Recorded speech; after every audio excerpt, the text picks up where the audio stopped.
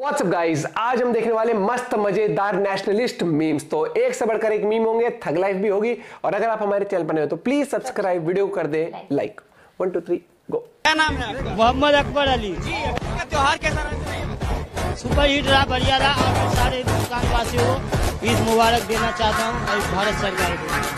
आप पूछो आगे। अल्लाह से क्या दुआ?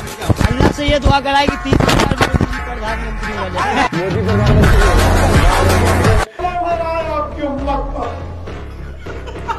ये बढ़िया था लड़का। जय श्री राम सब भाई बहनों को बहुत बहुत स्वागत है आप सभी का। तो कृपया हमेशा की तरह वीडियो को लाइक और कमेंट में प्रभु का नाम लिख दीजिए और वीडियो में अंत तक बने रहिएगा। चलिए चलचित्र आरंभ करते हैं। नहीं, उनका काम ही इस प्रदेश में आग लगाना है। जब भी आएंगे आग ही लगाएंगे। और दूसरी बात, सीटें गिनाने का। अनुराग भदौरिया का ये इस तरीके से एक ही लाइन से सीट गिना देने से आज साबित हो गया कि अखिलेश यादव जी को गलत फीडिंग कौन कर रहा है। हर बार 80 में से 80 की बात करते हैं, 14 में करते थे, 19 में करते थे, 24 आ गए। हर बार अनुराग भदौरिया उनके कान में जाकर कहते हैं ये देखिए ये वाली सीटें जीत गए हम। अरे अगर कहने से जीत जाते तो बात ही क्या, अनुराग भदौरिया खुद ना जीत जाते अपना चुनाव। अपने आप तो आज तक लखनऊ से जीते नहीं, यहाँ बैठकर बता रहे कि नहीं हम 80 में से 80 जीतेंगे।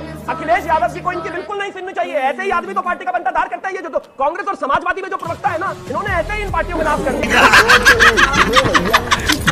पहले ही बता दिया था कि शाहजादे वायनाड में हारने वाले हैं और हार के डर से जैसे ही वायनाड में मतदान समाप्त होगा वो तीसरी सीट खोजने लग जाएंगे।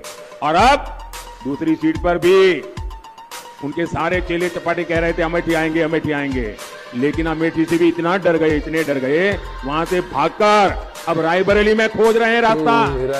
ये लोग घूम घूम कर सबको कहते हैं डरो मत।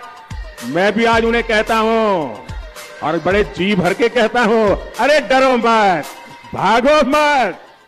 और जहां भी देखो दो हिंदुस्तान बन रहे हैं। क्या बात कर रहे हैं? दो। आपने राम मंदिर का इनॉग्रेशन देखा? ठीक है। अच्छा, धूमधाम से हुआ। यस, ठीक है। उधर आपने एक गरीब किसान को देखा? नहीं। आपको एक मजदूर दिखा? नहीं। यार ये क्या, राष्ट्रपति आदिवासी हैं। पार्लियामेंट का उद्घाटन होता है, राम मंदिर का उद्घाटन होता है, वो हेड ऑफ स्टेट है। क्या बात कर रहे क्या हैं? बात हो रही है? मतलब प्रोटोकॉल में सबसे ऊंची हैं। अच्छा, उनको जाने तक नहीं दिया।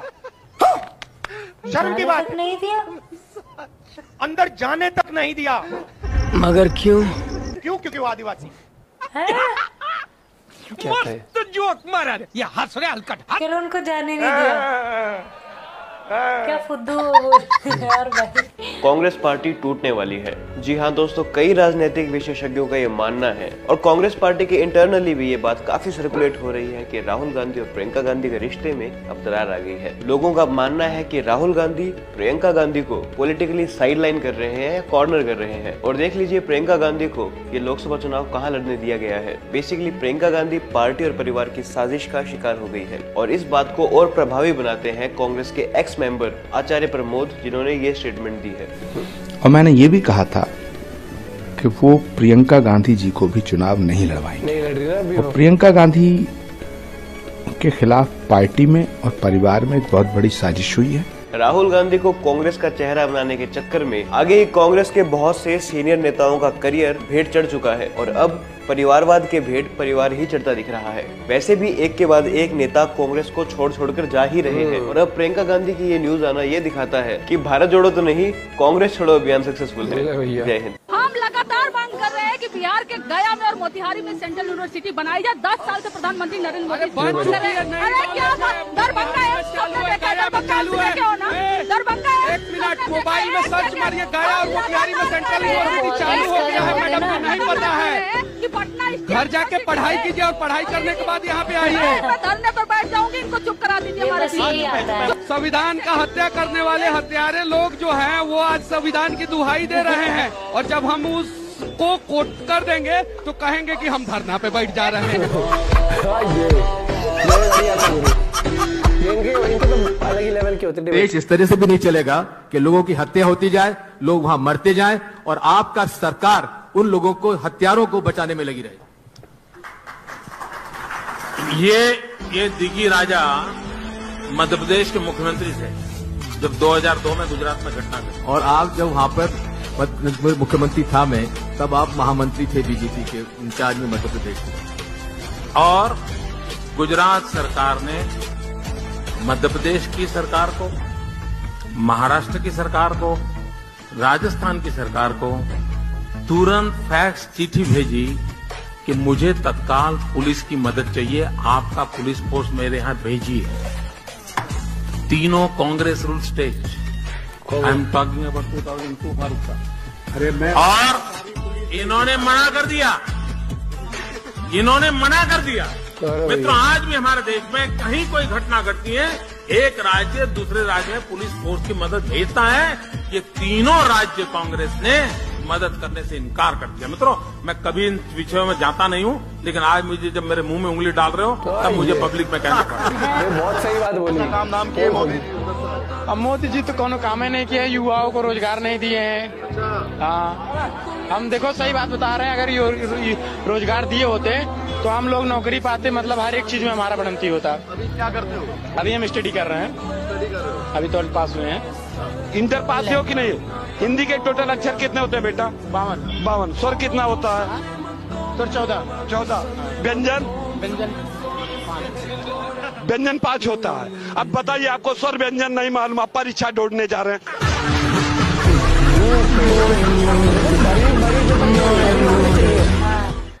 अंत में पता है क्या बोलता है ईडी का अफसर? मुझे पता है क्या बोलता है? कहता है, राहुल जी आप किसी से नहीं डरते हो, आप नरेंद्र मोदी को हरा सकते हैं। ईडी का ऑफिसर बोल रहा है। ईडी का अफसर बोलता है मुझे।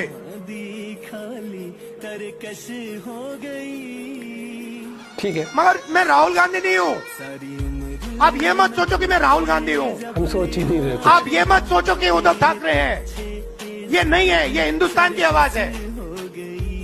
कई बार तो ऑफ ट्रैक। तो साथियों, आज के वीडियो के लिए इतना ही। वीडियो को लाइक, कमेंट और शेयर। भाई लाइक जरूर कर देना एक बार तो वीडियो। इतने घंटे इनके वहाँ लाइव बैठ के सुनते हैं, क्योंकि ऑफ ट्रैक चले जाते हैं। एक तो वो जोश नहीं दिखता मुझे भाषण में।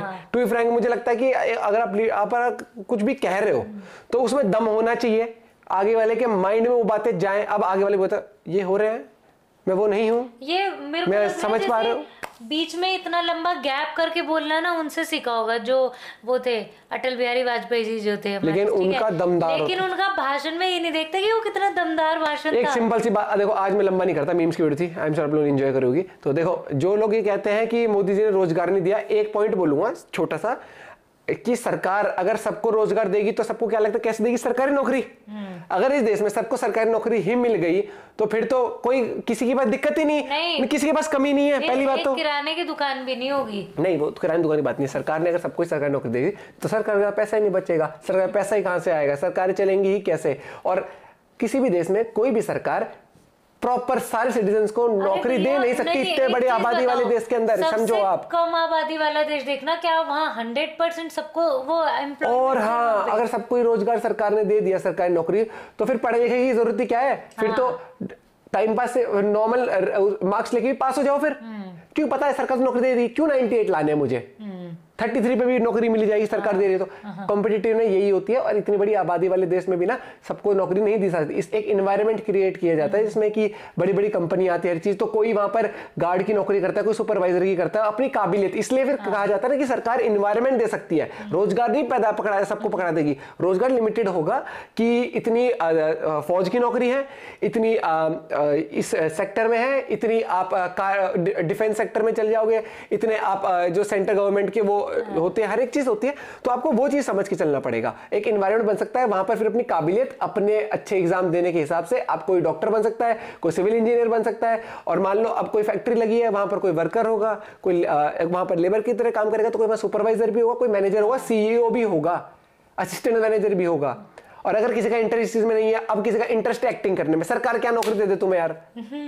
तुम एक्टिंग अच्छी करते हो तो सरकार नौकरी उस चीज में देगी, या फिर तुम नहीं कि जाओ हमने तुम्हारे लिए ऑडिशन रखवाया है, जाओ हर जगह हमारे उससे ऑडिशन। तो भाई तुम अपने ऑडिशन के हिसाब से जो पिक्चर बनाते हैं वहां पर जाके ऑडिशन दोगे ना। नहीं, उसका लेटर सरकार भेजेगी ना, जाओ।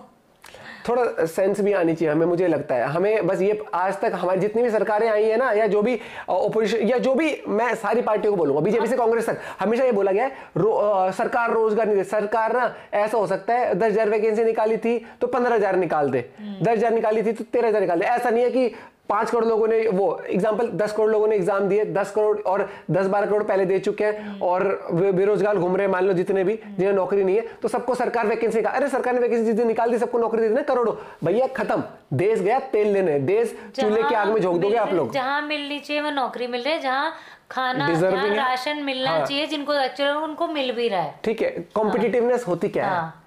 क्लास में 33 नंबर वाला फर्स्ट नहीं कहलाता। इलाज की जरूरत है, नहीं करा सकते, उनको इलाज भी मिल रहा है। मिलते हैं वीडियो के साथ, बाय बाय, टेक केयर।